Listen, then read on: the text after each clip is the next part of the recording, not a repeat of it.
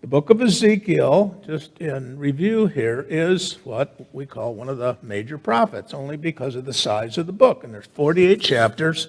Ezekiel was a priest. He was a priest in Jerusalem. And he was carted away to Babylon in 597 BC as a prisoner of war.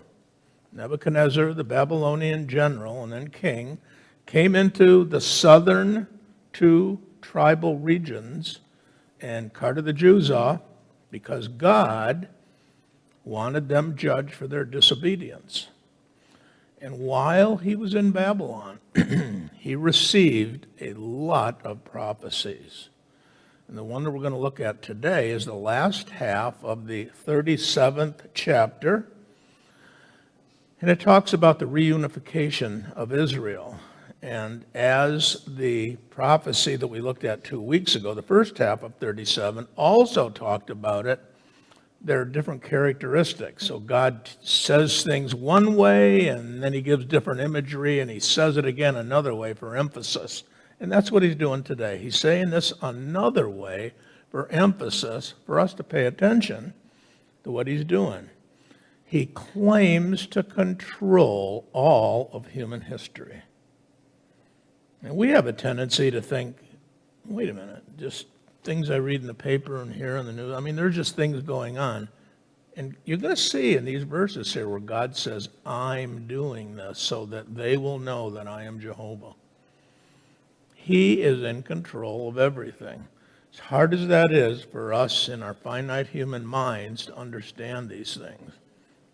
So I will read from Ezekiel 37, verses 15 to 28, and then we will go over these individually. The word of Jehovah came unto me, again saying, And thou, son of man, take thee one stick and write upon it for Judah and for the children of Israel as companions. Then take another stick and write upon it for Joseph, the stick of Ephraim, and for all the house of Israel, his companions, and join them for thee one to another unto one stick, that they may become one in thy hand. And when the children of thy people shall speak unto thee, saying, Well, wilt thou not show us what these meanest by these? Say unto them, Thus saith the Lord Jehovah, Behold, I will take the stick of Joseph, which is in the hand of Ephraim, and the tribes of Israel, his companions, and I will put them with it, even with the stick of Judah, and make them one stick, and they shall be in my hand. And the sticks whereon thou writest shall be in thy hand before their eyes. And then say unto them, Thus saith the Lord Jehovah, Behold, I will take the children of Israel from among the nations whither they are gone, and will gather them on every side, and bring them into their own land. And I will make them one nation in the land upon the mountains of Israel, and one king shall be king to them all. And they shall be no more two nations, neither shall they be divided into two kingdoms anymore at all. Neither shall they defile themselves anymore with their idols or with their detestable things, nor with any of their transgressions, but I will save them out of all their dwelling places wherein they have sinned, and will cleanse them. So shall they be my people, and I will be their God. And my servant David shall be king over them. And they all shall have one shepherd. They shall also walk in mine ordinances, and observe my statutes, and do them. And they shall dwell in the land that I have given unto Jacob my servant, wherein your fathers dwelt. And they shall dwell therein, they and their children and their children's children forever. And David my servant shall be their prince forever. Moreover, I will make a covenant of peace with them. It shall be an everlasting covenant with them, and I will place them and multiply them, and will set my sanctuary in the midst of them forevermore. My tabernacle also shall be with them, and I will be their God, and they shall be my people. And the nations shall know that I am Jehovah, that sanctifieth Israel, when my sanctuary shall be in the midst of them forevermore. Now, it's helpful to clarify some of the terms here. There's a man introduced in the 12th chapter of Genesis named Abraham. Abraham receives a very special covenant from God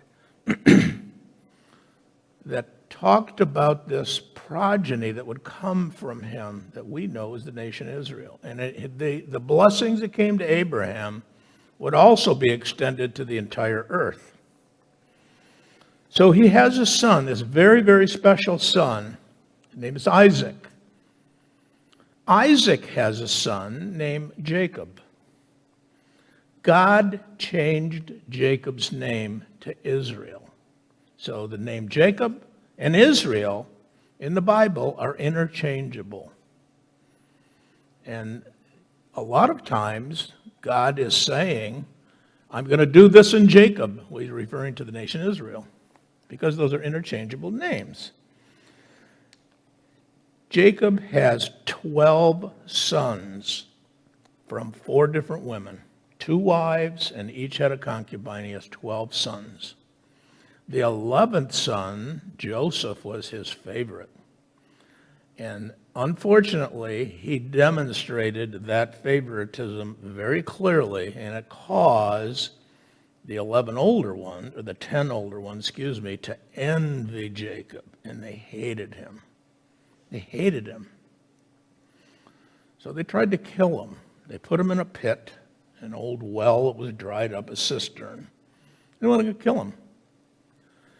And the oldest, Reuben, started to feel sorry for him, wailing and crying and screaming. He was just a young teenager when they did this. And he couldn't stand listening to this. And he said, no, we can't kill him. He's our brother. So what if Dad likes him better than everybody else? Let's just get rid of him or something. Let's not kill him.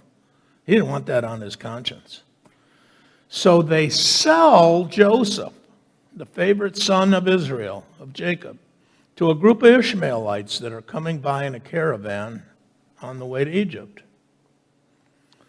And because this is God's plan, God's in control, he gives Joseph the ability to discern dreams. Joseph is able to discern dreams. He's in prison because he's a slave. And Pharaoh gets this dream of these 7 lean cows and 7 fat cows, and he's getting really disturbed by this. And he finds out that there's this guy, this Jewish guy in prison there that knows dreams. He can tell you what this means. Bring him here, bring him here. And Joseph says, what you are dreaming is you got 7 fat cows, you got 7 years of plenty coming on you. And then this whole region of the world after that is going to have 7 years of famine. And Pharaoh believes him because of other dreams that Joseph was demonstrating clarity with and sharing with other people. He says, what shall I do? Stock up for 7 years. Save what you can, because you're going to have 7 years of real tough time. He ends up making Joseph the prime minister, second only to Pharaoh in control of the greatest empire in the world at that time. So here's, just look at this picture here. He's in this well and they're going to kill him. And within a few years, he's like the vice president, the prime minister. I mean, he's got complete control of the economy. Well, the famine comes on the world. Famine comes on the world, and it's real. It's real. We don't have famines here. This is the greatest country that has ever been on this earth. You don't hear of a famine. I hear of people being hungry, and there's plenty of soup kitchens and bread lines and so on. But there's not famine here like there still is in other parts of the world. So Joseph and his family, the rest of the brothers, and he's got some daughters. We only know of Dinah, but they probably had others. All 70 of them come to Egypt. And over time, they're getting fed and so on, and they find out Joseph is there, and he's running the show pretty much. And they have a reunion of sorts, and all of Jacob's kids are referred to in the Bible as the children of Israel. Those 12 sons, they are the children of Israel. And you see that statement throughout the Bible, the children of Israel. Well, many years later, he's on his deathbed, and he's getting ready to bless each one of these 12 kids, because he's going to tell them in a very prophetic sense what's going to happen to them. And you can see this worked out throughout the Scripture. Each one of those individuals had particular marching orders, so to speak, prophetic marching orders that was going to happen to them. Before he blesses the children of Israel, he calls Joseph in and he says, "Bring me your 2 sons." See, Joseph has married an Egyptian girl, Asenath, had 2 kids, Ephraim, Manasseh. And he blesses them. Blessing them, they become, in essence, 2 of the children of Israel. Because of Joseph's special spot in Jacob's life, he blesses those 2 kids, Ephraim and Manasseh. So they stay and their progeny in Egypt for 400 years. And then, as the text tells us in Exodus, got a different Pharaoh now. Things are different. They don't like the Jews there anymore. They multiply too fast. There's too many of them. Pharaoh's getting threatened. God raises up a man named Moses.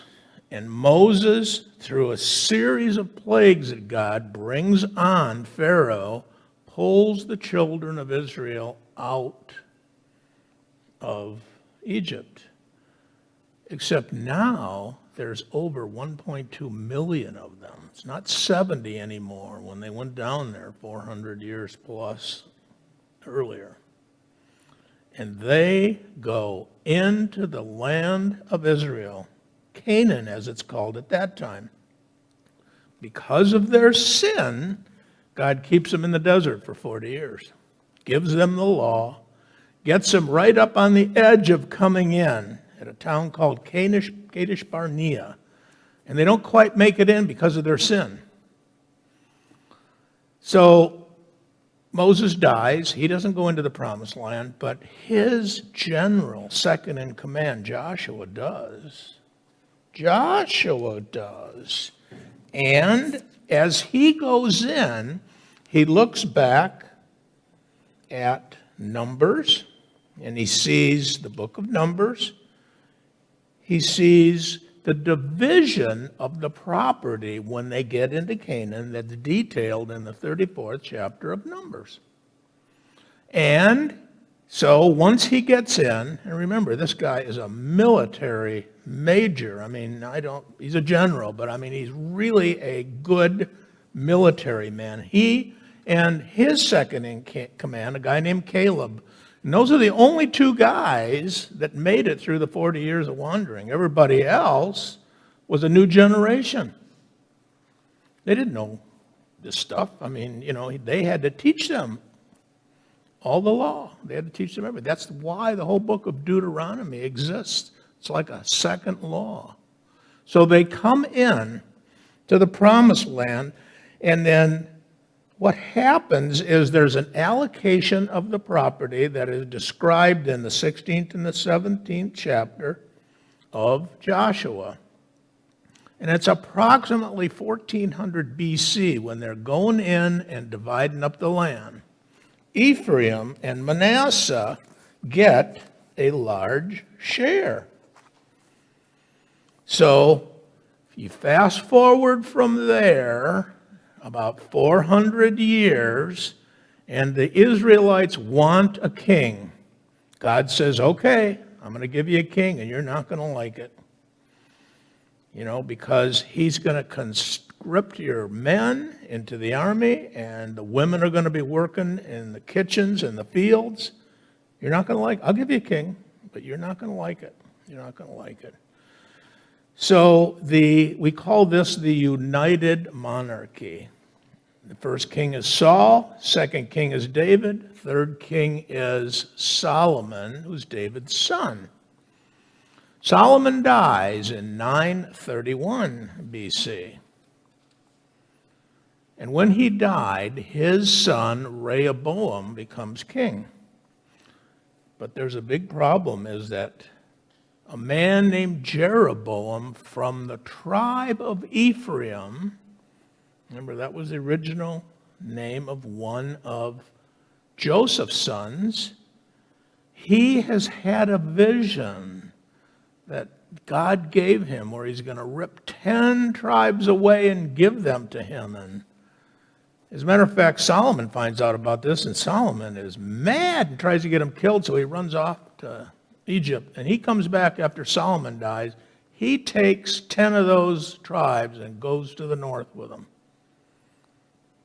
So the northern area becomes known as either Ephraim, or because that's where Jeroboam the first came from, or Israel. Now, Rehoboam was weak, he was ineffective, and he was a terrible leader, and that's one of the reasons why this happened. He stays in the south with the two tribes down there, Judah and Benjamin. The tribal regions, that is. So I've put a map in your notes there, where the blue is the kingdom of Israel, the yellow is the kingdom of Judah, and these two were separate for 2,879 years. Now here's God prophesying around 580, 570 or so, somewhere in that region. I'm going to bring you back together again. And he's saying this while they're prisoners of war.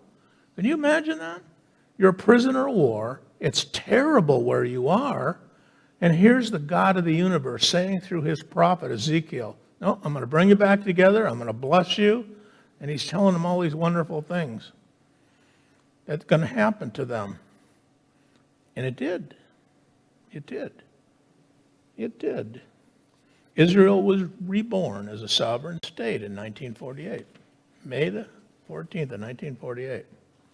Israel came back with control of their own land. And they're in the news every day, some way or another, and it's a little teeny country that's not even as big as New Jersey. So the text starts out here in Ezekiel 37, verse 15 to 17, where it says, "The word of Jehovah came unto me, saying, And thou, son of man, take thee one stick and write upon it, for Judah and for the children of Israel, his companions. And take another stick and write upon it, for Joseph, the stick of Ephraim, and for all the house of Israel, his companions. And join them for thee one to another unto one stick, that they may become one in my hand." Now, I've put another map in your notes that shows the original division of the children of Israel, the 12 tribal regions, and you can see how big Manasseh is. The first two arrows from the top down are Manasseh, and then the next one down is Ephraim. That arrow kind of got shifted, pointing to Benjamin here, but it's supposed to be Ephraim. And then Judah's in the south. Benjamin and Judah are in the south. So here he's given this imagery to Ezekiel, and we've seen this in a lot of different spots in this book because there were a lot of other prisoners of war there, and the leaders in Israel were over there. Now we're after, the Babylonians sacked Jerusalem 3 times, 605, 597 when they took Ezekiel, and then finally 586 when they just barely, almost destroyed the town, almost wiped it out. So he's told here in this imagery, and he's had a lot of imagery. He was told to build ramparts and, lie on his side for a while, do all these things visibly to demonstrate to these people that he's serious. He's serious. Don't just tell them, act these things out, build models, do whatever you can here.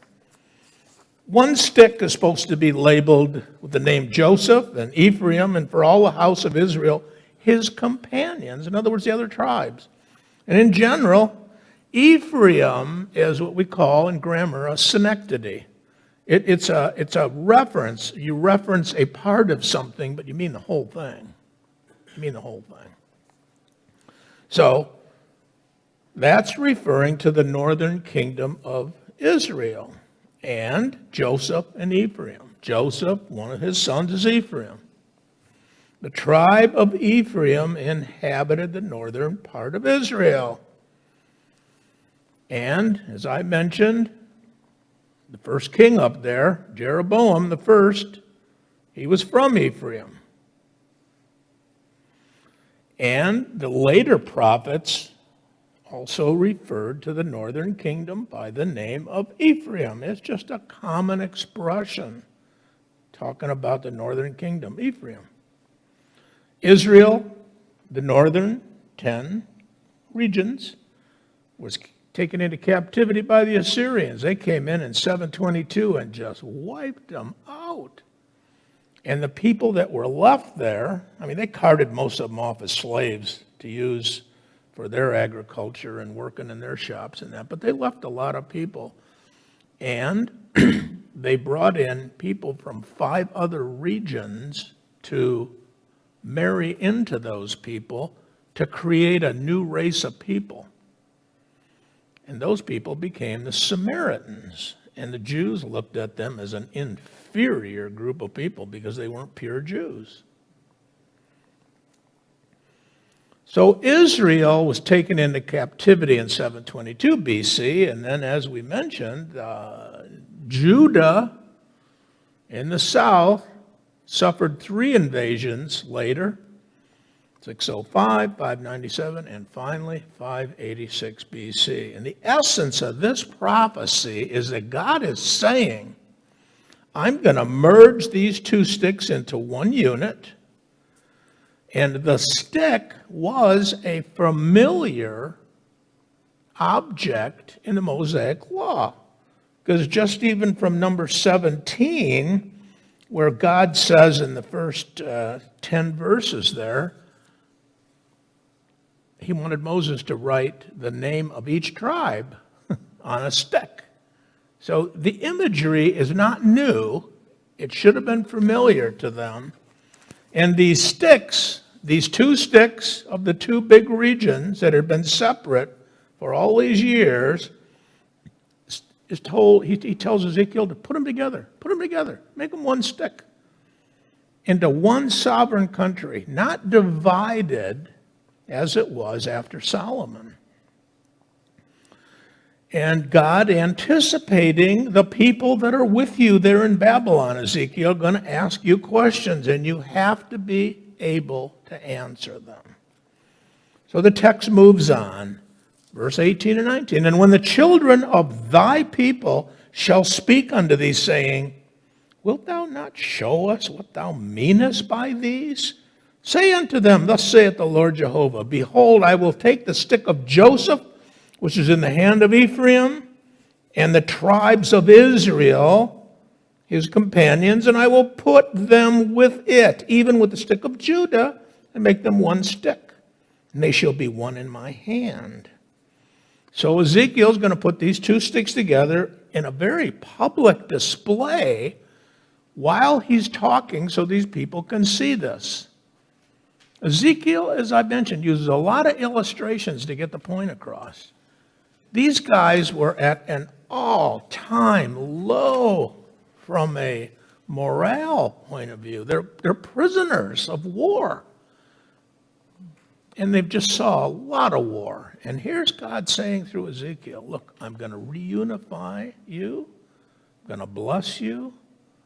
And they're just looking at this and thinking, you got what? What? God is saying he's going to do these things, and he's displaying this through these 2 sticks. And that's the essence of this prophecy here. God says things that he's going to do, and he does them. This is to demonstrate that he's in control of all of human history. And he even says that. This is, they will be my God, or I will be their God, and they will be my people, and they will know, the world will know that I did this. And how many times he said that in this book? Every time there's a prophecy here, he says, the world will know that I am in charge, that I am doing this. He superintends all of world history.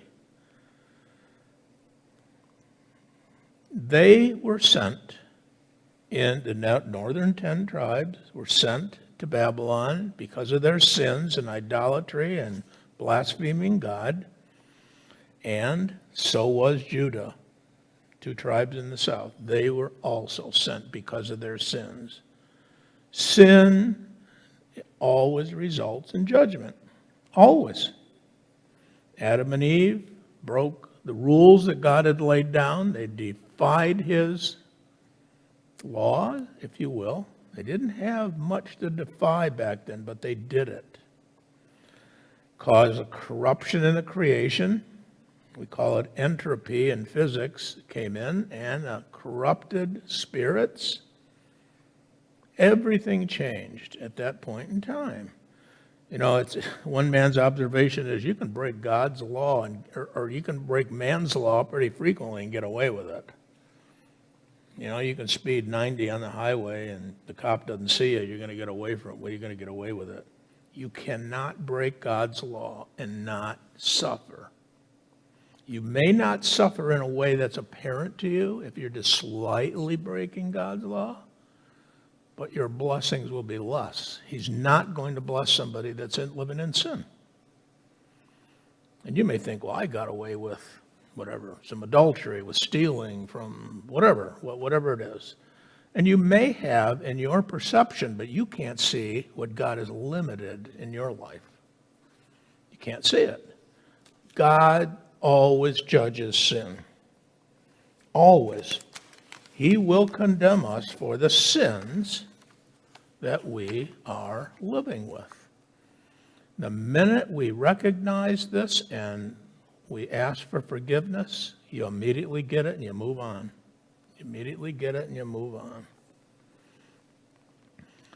God said that he's going to restore them, those Jews, to a united front. Both sides of Israel are going to be restored to one sovereign nation. It's going to be, in the long run, better than what they had. It's going to be similar to the United Monarchy, but a lot better.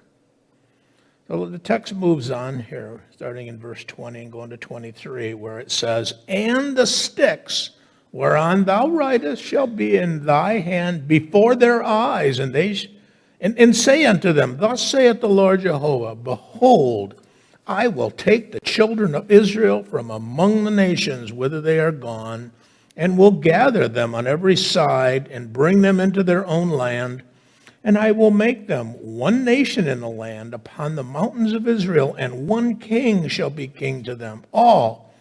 And they shall be no more 2 nations, neither shall they be divided into 2 kingdoms any more at all.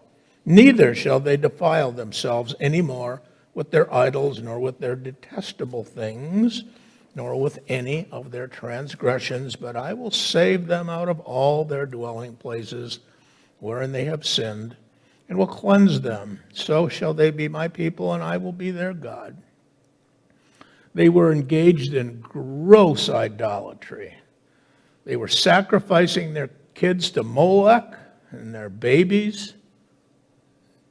It sound like the United States? I mean, we abort millions of innocent little babies every year. The time of this prophecy, as we saw, the northern tribe had already been carried away, and now the southern tribes were carried away. But later, the Romans in 70 A.D., reacting to an uprising by the Jews, lasted almost 7 years, trying to throw off the yoke of the Romans. The Romans came in under Titus Vespasian and leveled Jerusalem, completely dismantled the temple, and murdered at least 1 million people in Jerusalem, 70 A.D. Now, Jesus told his disciples, Matthew 24, Mark 13, Luke 21, these things were going to happen. I mean, they were all sitting over on the Mount of Olives, which is across the Kidron Valley on the east side of the Temple Mount. They're all looking back at this magnificent temple, and Jesus said, one stone's not going to be left on another. What? I mean, all of life in Jerusalem revolved around the temple at that time. That was the economic and spiritual capital of their governmental system. I mean, people had trade unions there, and all their work was there, and it was filtered through there, and their religious observance. I mean, that was it for them, the center of life. And here's Jesus saying, one stone's not going to be left on another. Now, Herod had greatly expanded that temple. It was huge. And about AD 64, 66, somewhere around there, the uprising happens, and it happens all around Israel. The Romans put it down, and in 70 AD, they just crushed the rebellion, killed about 1 million people, and those that were left scattered. They scattered, they left. That was the second scattering, if you will, the third one. First one was the Syrian, second one the Babylonians. You know, when these people go to these other countries as prisoners of war, and then when they get released, they've been there for so long, they don't even know about going back to Jerusalem or Israel. They just stay there. Even at the time of Jesus, James calls the people that are out there the diaspora. It was Jews all over the place in other countries. And then in 70 AD, another group went out. And then there was one last rebellion in 132 to 135 AD, and it was under a guy named Simon Bar Kokhba. He was a false messiah. A lot of people followed him. They had an uprising. This time, the Roman Emperor Hadrian put it down. And he came in, and he was so mad that he called the place Palestine, and he mispronounced Philistine, because he was trying to name it after their mortal enemies, the Philistines. And it's been called Palestine off and on ever since then. So the Jews then ran away also, those that didn't get crushed by Hadrian's army. So you got this massive number of people, Jewish people, in different countries. And now they're all over the world. They're in every country in the world. And God says, I'm going to bring them back. They're all going to come back. Can you imagine these guys sitting in this prisoner of war camp hearing these things and going, what are you talking about? Everybody's going to go back to Israel. It's going to be restored. God wants us to trust him. He wants us to believe him, follow him, get on his program.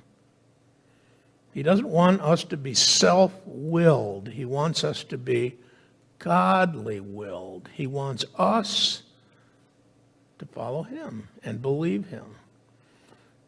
And in the Hebrew language that all this is written in, there's only two tenses in biblical Hebrew.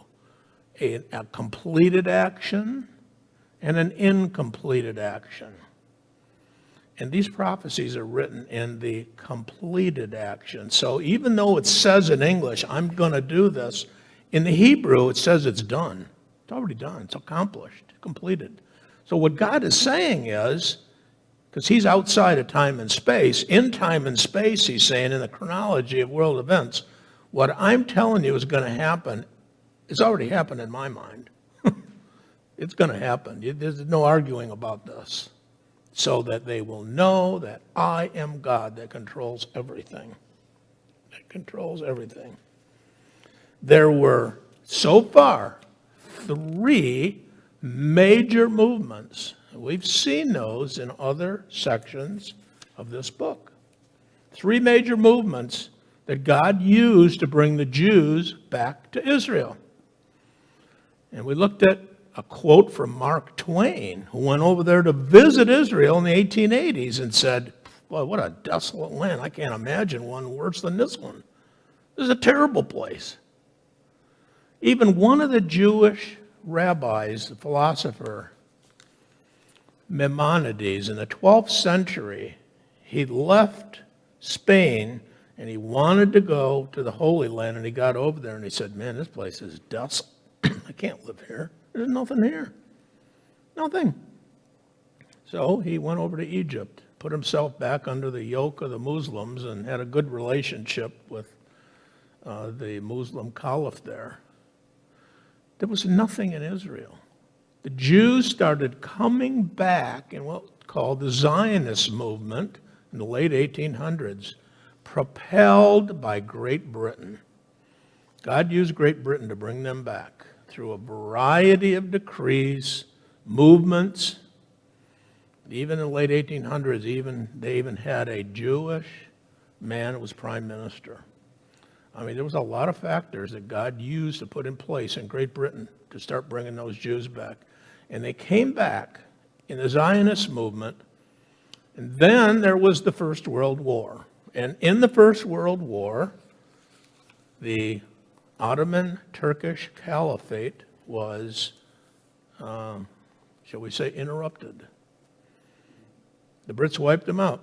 The Allies, but primarily the Brits, wiped out the Ottoman Turkish Caliphate. They no longer had control of Israel. And Great Britain got control of Israel under was League of Nations back then, decree at the Paris Peace Conference, trying to figure out what are we going to do to the Germans that started the war. Well, they ended up realigning the country borders in Europe and the Middle East, and they created this thing called the Mandate.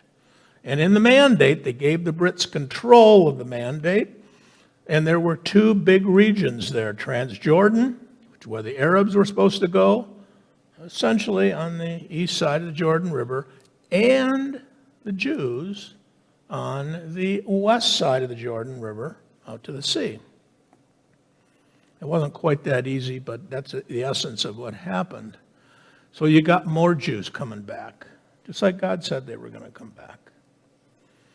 And then we all know what happened at the end of the Second World War. Hitler had murdered 6 million plus Jews in a genocide. And world sympathy towards the nation Israel was at an all-time high, and the United Nations in, I believe it was September or November of 1947, voted to give Israel a country. Give them the sovereignty of controlling their own events. And on May the 14th of 1948, waving the book of Ezekiel, the new prime minister decrees an independent state of Israel. You can't make this stuff up. It's incredible that the Bible says, I'm going to do this, God's going to do this, and he does it. He does it. So now we're in this period where they have property, they own the property, they control the property, they're a sovereign nation, they're in the news all the time as a world power. All the countries around them, all the Muslim countries around them hate them. They've attacked them 3 times, and each time they've lost miserably, so they can't fight them militarily anymore because God says they're going to be back and they're going to have this land, and it's theirs. So the enemies, they engage in a war of attrition, if you will. They bombing, suicide bombings, and that sort of thing. Try and destroy them in the press, and the liberals take their position and talk about the poor Palestinians and so on. However, God says they're going to be back. And when God says something, he does it. He does it. And what's going to happen yet future to us is there's going to be a national regeneration, the end of the tribulation, where the Jews will cry out to God, send the Messiah back. Send the Messiah. We believe that Jesus is the Messiah. Finally, they will believe that Jesus is the Messiah, which they don't by and large right now. Oh, there's lots of pockets of Christian churches popping up over there. They're called Messianic congregations, but not from the top down, which is what it's going to take. Which is what it's going to take. And that that national regeneration of Israel will begin the Messianic kingdom. So the first three stages are done. And Jesus said for that fourth stage, they're going to come back from heaven and from the four winds of the earth. It's in Matthew 24, he said, "Then the sign of the Son of Man will appear in heaven, and then all the tribes of the earth will mourn. And they will see the Son of Man coming on the clouds of heaven with power and great glory. And he will send his angels with a great sound of a trumpet, and they shall gather his elect from the four winds, from one end of the heavens to the other." That's the Jews. That's the Jews. So stage 4 is at the end of the tribulation. Then they believe in Jesus, and they call him back. Their sins will all be forgiven. They're going to have one king over them. The two sides, if you will, that have been disconnected for a long time, I mean, they're back now with one country. But this in the millennial kingdom, it's going to be entirely different. There's a verb here. It's an interesting Hebrew verb. It's a yasa, and it means to save. And in most of the Old Testament, it means save you from some peril. You know, you avoid something like chariot wreck. We're going to save you from that. It's a physical issue. In this book of Ezekiel, though, on several occasions, it's referring to spiritual salvation. It's used in an entirely different sense there. This is just Jesus offering his salvation. First to the Jews, the book of Romans 1:16 tells us, and then the Gentile.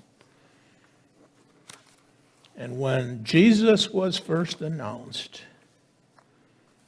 the text says, "She will bear a son, and you will call his name Jesus, for he will save his people from their sins." And David is going to be the king over Israel, over the Jews in the millennial kingdom. Because the text moves on, "And my servant David shall be king over them, and they all shall have one shepherd, and they shall also walk in mine ordinances, and observe my statutes, and do them. And they shall dwell in the land that I have given unto Jacob my servant, wherein your fathers dwelt, and they shall dwell therein, they and their children and their children's children forever. And David, my servant, shall be their prince forever." So Jesus here, or which I always say Jehovah God, is identifying who's going to be running the government over the Jews. He's saying, I'm going to resurrect David. David is going to be running the government of the Jews, king of the Jews. And he finishes this section calling David a prince, meaning that Jesus is the one that's going to be running the government.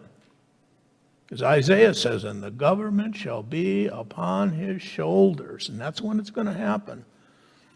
David will be king over the Jews. Jesus will be king over the world in Jerusalem. And David essentially will be a prince under him. He will be reporting to Jesus. So they will have the ability that was given to them in the new covenant that has not been inaugurated yet. It was launched, it was announced in Jeremiah 31, but it hasn't been inaugurated yet. But then it will be inaugurated, and they will have the power to keep God's law. And they're going to live forever. As long as time goes on, they will live forever in the land of Israel. The Jews called Eretz Yisrael. And then this section closes with the inauguration of the new covenant. God says, "Moreover, I will make a covenant of peace with them.